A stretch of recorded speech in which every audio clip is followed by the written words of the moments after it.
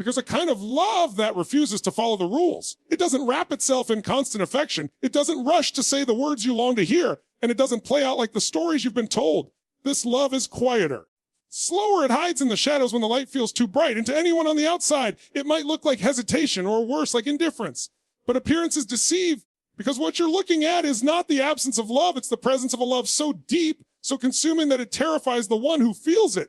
It is the love of someone who cannot risk giving everything all at once, because they know how much it would destroy them if they lost it. This is the love of the avoidant heart. And if you don't understand it, you will mistake it for rejection. You'll misread silence as disinterest, space as abandonment, distance as proof that you don't matter. But what if I told you that, in some cases, the distance means the exact opposite? What if the person who pulls away is the one who feels most intensely? What if the one who avoids closeness is the one who is most afraid of losing you? And what if behind every wall they build, there's a battle raging between their desire to be near you and their instinct to protect themselves from the pain they believe is inevitable? When someone is avoidant, they carry a history inside them, an unspoken collection of betrayals, losses, and disappointments that have carved caution into their very bones. They've learned that closeness can come with a price, that vulnerability can be weaponized, that the people they trust most can be the ones to leave. And so they adapt. They learn to need less. They train themselves to be self-sufficient, to never lean too hard, to never let someone hold the power to break them again. But here's the paradox. The very heart they try to protect still longs for connection. They still crave love, safety, and belonging. They still dream of a bond that feels unshakable. They just don't know if such a thing can truly exist for them. So they walk a tightrope between wanting more and fearing more, between stepping toward you and stepping away. From the outside, it's maddening. You may feel like you're being pulled close one moment, then pushed away the next. You may feel like you're constantly chasing their attention, trying to prove your worth, trying to break through a wall that seems to grow taller the more you approach. But what you're seeing is not a lack of feeling. It's a test of safety. They are watching. They are waiting. They are trying to understand if being close to you costing their freedom, their stability, or their sense of self. To love and avoiding is to read between the lines. It's to see that their love may not be spoken loudly, but it is written into the way they notice the little things about you. It's hidden in the way they remember your words, in the way they check in when they sense you're not okay, in the way they protect you even when they don't say why. Their love is not about grand declarations. It's about quiet consistency that grows stronger over time. But here's the hard truth. You will not see this love. You are only looking for it in the ways you expect it to appear. If you demand that it look like the movies, you will miss the reality in front of you.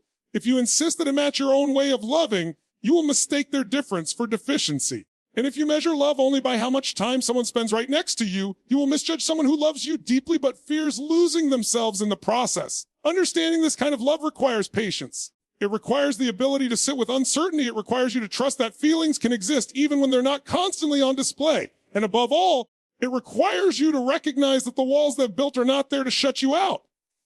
They're there to keep themselves safe until they believe you won't use their openness against them. That is why the first step in knowing if an avoidant truly loves you is to stop taking their distance personally.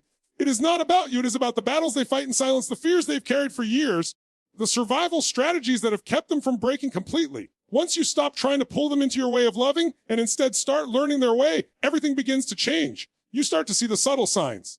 You start to notice the moments where they let their guard down, briefly but meaningfully. You start to realize that love is not always loud.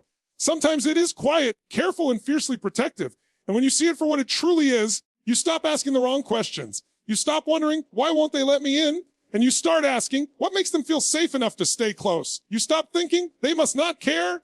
And you start recognizing, they care so much they're afraid to show it all at once.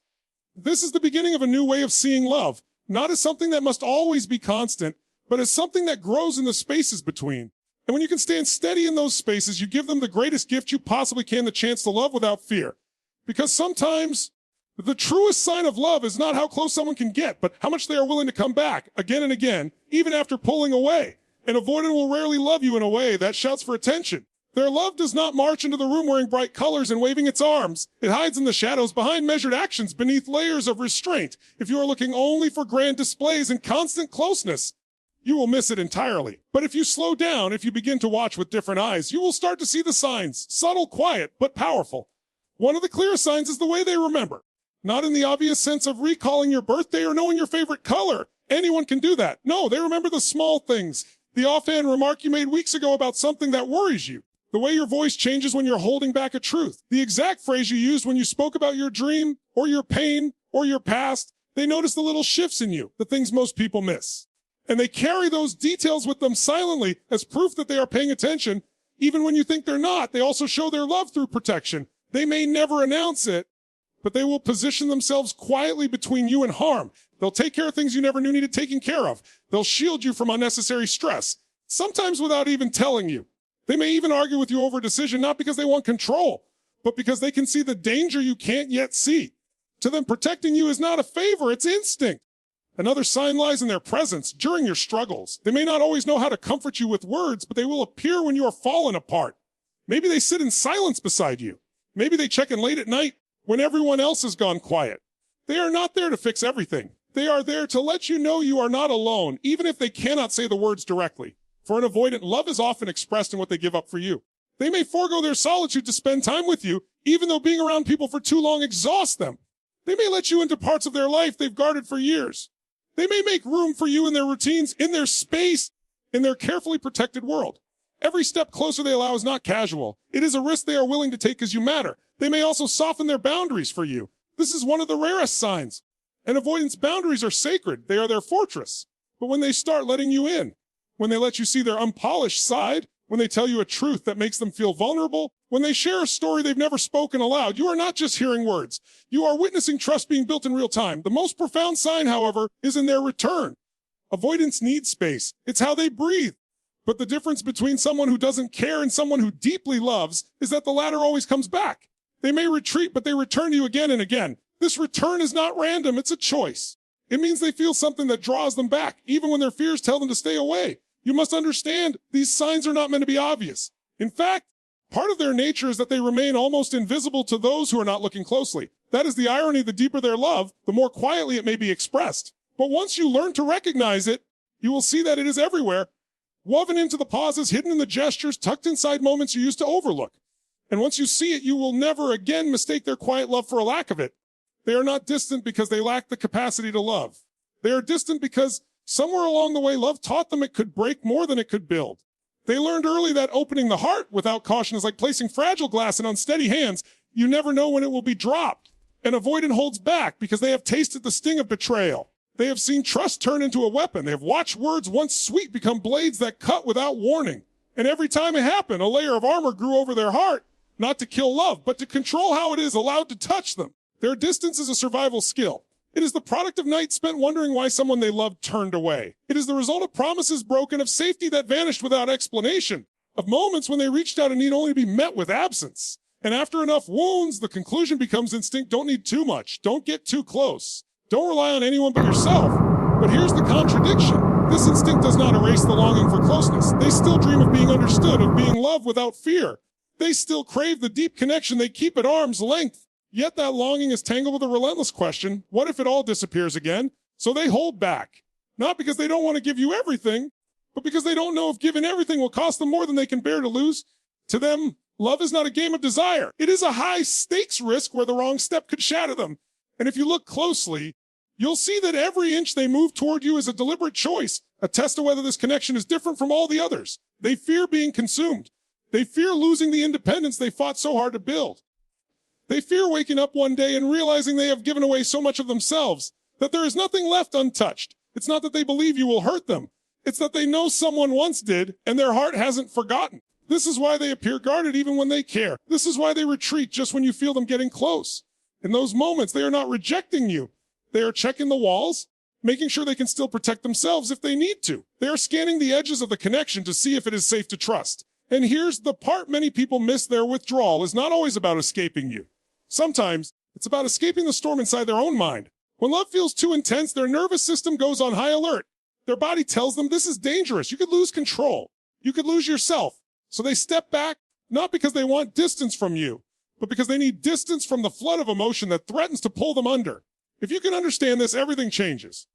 You stop seeing their space as a punishment and start recognizing it as part of their process. You stop feeling unwanted and start realizing that the retreat is often a sign that they do feel something strong enough to shake them. They are not cold. They are not incapable of love. They are simply carrying the weight of a past that taught them to move carefully.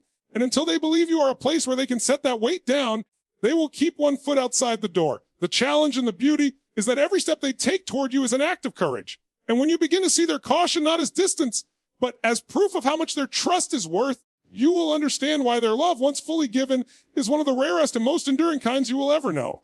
Distance is one of the most misunderstood forms of communication in a relationship. Most people see it as a sign of disinterest, a quiet rejection, or the slow unraveling of a bond.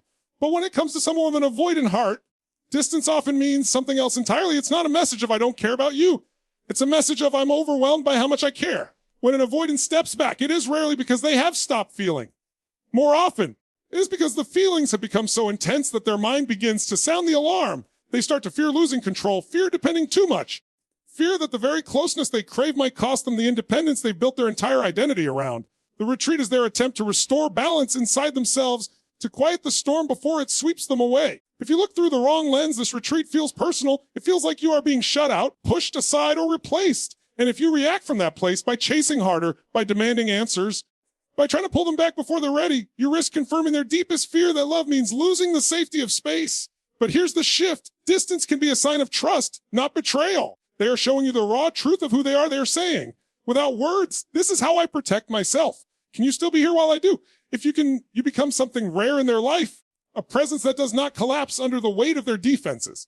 Understand this. When they take space, they are watching. They are not gone. They are observing how you respond in the moments when they cannot give as much. Will you punish them with silence? Will you guilt them for needing air? Or will you hold steady, respecting their boundary while also respecting your own worth? The avoidant heart is hypersensitive to pressure.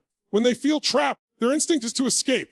But when they feel free, when they sense that closeness with you will not threaten their individuality, they begin to lean in. Slowly, cautiously, but they lean in all the same. Their distance is not the end. It's a test of stability. It's their way of asking, will you still be here when I'm not at my closest? Can you see my worth even when I'm not constantly in your arms? And if your answer through your actions, not just words, is yes, you give them a reason to dismantle their walls brick by brick. There is another truth. Avoidants often fear that their own emotions will overwhelm you. They worry that if they let you see the full depth of their love, it will expose the depth of their fears as well. So they ration their closeness, not because they want to keep you at a distance forever, but because they want to give you the version of themselves they can sustain without falling apart. This is why patience and steadiness are your greatest strengths in loving an avoidant. Not patience that waits forever for someone unwilling to meet you halfway, but patience that understands love is not a race. Patience that respects the pace at which trust grows when someone has been taught to guard with everything they have. So the next time their walls go up, resist the urge to see it as proof they don't care. Instead, see it as the place where your power is tested. Your ability to remain grounded, to avoid losing yourself in pursuit, to stand as your own person while giving them space. That is what earns their trust. Because for an avoidant, the real fear is not that you will leave. The real fear is that they will lose themselves if they stay too close. And if you can show them that love does not have to mean losing themselves, you will see their distance begin to fade. Not because you forced it, but because you made closeness feel safe. You cannot force someone to open their heart before they are ready. You cannot push past their boundaries and expect trust to bloom. And you cannot make an avoidant love you in your language if you refuse to learn theirs. But here's what you can do. You can own your power. Owning your power means knowing that your worth does not depend on their level of closeness on any given day. It means refusing to measure your value by how often they reach for you, how much reassurance they give, or how perfectly they meet your expectations. Your worth is not something they grant. It is something you carry. And when you truly believe that, you stop chasing, you stop begging. You stop shrinking yourself to fit inside someone else's comfort zone. Your role is not to fix them, heal them, or save them from their fears. Your role is to stand as proof that love can exist without control, without suffocation, without the loss of self. That proof is not given through speeches or promises. It's given through the way you live, the way you hold your boundaries, the way you refuse to abandon yourself in the name of keeping someone else close. Loving an avoidant without losing yourself requires strength. It requires the courage to let them have their space without interpreting it as rejection. It requires the wisdom to know when space is healthy and when it crosses into avoidance that harms the relationship. And it requires the self-respect to walk away if the dynamic stops being mutual. One of the most powerful things you can do is to mirror the steadiness you wish to see. If you want consistency from them, be consistent in yourself. If you want honesty, speak your truth without fear of their reaction. If you want trust, be trustworthy, but not at the cost of becoming a shadow of who you are. Because here's the truth. An avoidant can only meet you in love as deeply as you meet yourself in self-respect. When you respect yourself, you teach them how to treat you. You show them that you are not there to strip away their independence, but you will not allow them to strip away your dignity either. That balance is magnetic. It draws them closer because it shows them love can exist without chains. Understand this, boundaries are not walls to keep love out. They are the framework that allows love to grow without collapsing. Without boundaries, you fall into chasing, pleading, overcompensating, and that only feeds their fear that closeness equals loss of freedom. But with boundaries, you demonstrate that you can be in their life without demanding they give up who they are.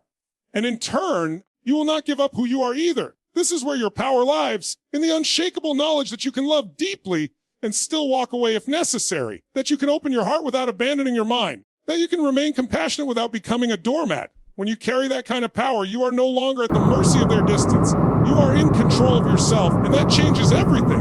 Because here's the beautiful paradox, see. The more you stand in your own strength, the safer they feel to lower their guard.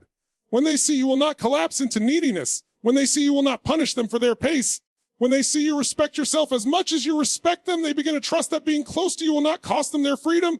And that's when you witness the shift. They stop running as far. They stay a little longer. They open up a little more. Not because you demanded it, but because your presence has become a place where they can be both free and loved. Stop waiting for love to show up in the way you've been taught it should look. Stop measuring its value by how loudly it's spoken or how often it's displayed. If you want to know whether an avoidant truly loves you, stop asking for proof in your language and start listening in theirs.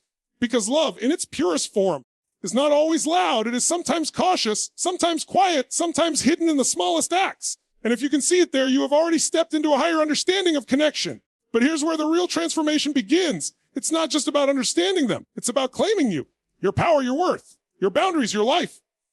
Because if you lose yourself while trying to hold someone else, you've lost far more than the relationship. You've lost the only thing you will never get back yourself. You are not here to beg for scraps of affection. You are not here to shrink so that someone else feels safe. You are here to be whole, to be strong, to be unapologetically yourself, whether someone can meet you there or not. And when you live like that, you stop attracting love that demands you break yourself to keep it. You start attracting love that celebrates you as you are. If the avoidant you love is capable of meeting you in that space, they will. And if they're not, you will still stand powerful, unbroken, and free because your life's worth was never dependent on their capacity to love you. That's the difference between waiting for love to complete you and knowing you are already complete. So decide now. Decide to stop chasing and start standing. Decide to learn their language without losing your own. Decide to hold space for them while holding even more space for yourself. Decide that you will no longer let fear, yours or theirs, define the depth of your connection. Because love without boundaries is chaos, and boundaries without love are walls.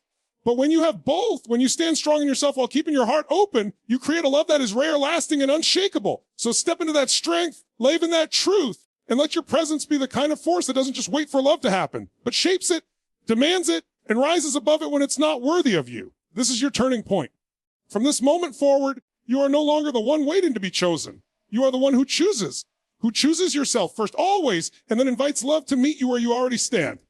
That is how you know you will never again lose yourself for anyone, no matter how much you love them.